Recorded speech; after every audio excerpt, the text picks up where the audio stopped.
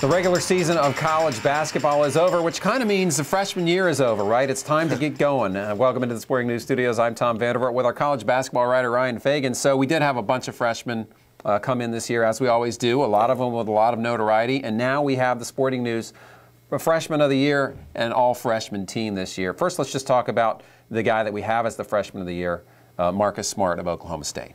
A fantastic season. This is a kid that came in and from the very beginning of the season ran this Cowboys team.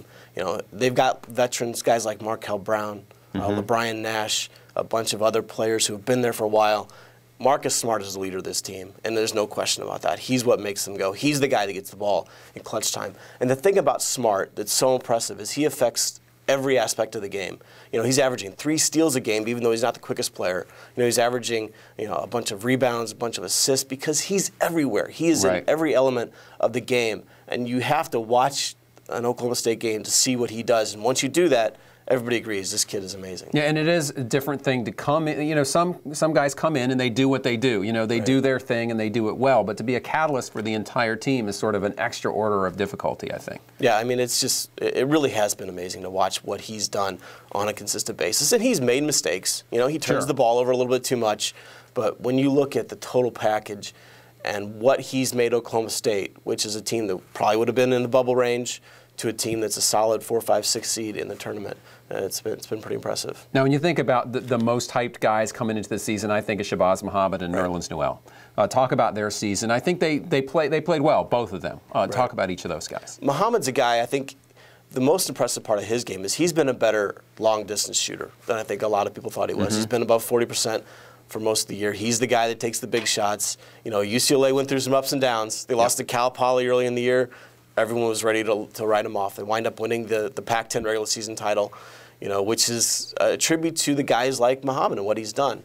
Nerlens Noel, on the other hand, to say he's one-dimensional sounds bad, but he's got a hell of a one-dimension. Right, his defensive one-dimension is really impressive. I mean, that guy gets off the floor like nobody I've ever seen. This is a kid who, when he got hurt against Florida, he had as many blocks during the SEC season as Marshall Henderson had made field goals, and Henderson was leading the SEC at the time.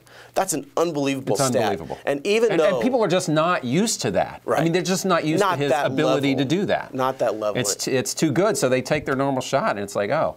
Right.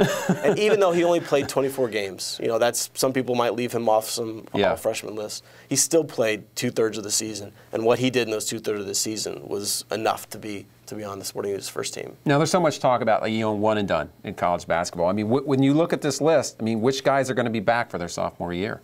Only the ones that want to. They're all good enough to go and be drafted. I don't think there's any doubt about that. You look at Ben McLemore. He's been up and down this year. There are times when he's been the best player in college basketball, and there are times he's disappeared a little bit. If he wants to go, he's going to be a top 5 pick, probably top 3 in the conversation for top 1, depending on who gets it.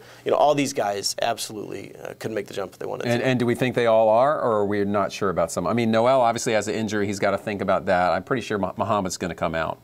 I would be surprised if any of them are back. I mean, as a college basketball fan, it'd be great. I would love it. Yeah. I'm not counting on it. All right, there you go. Ryan Fagan, Tom Vandervoort, thanks for watching.